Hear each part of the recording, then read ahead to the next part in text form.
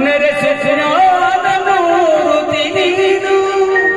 ನಿನ್ನ ಸಮಾನರಂತೆ ರಕ್ಷಿಸು ದೇವಾನಂದ ಅನವರತ ದೇವಾ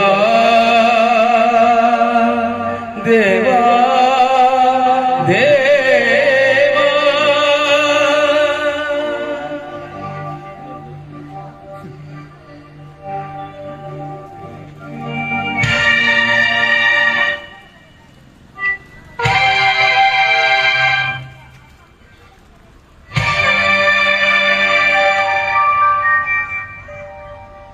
ಬಾಗಿಲನು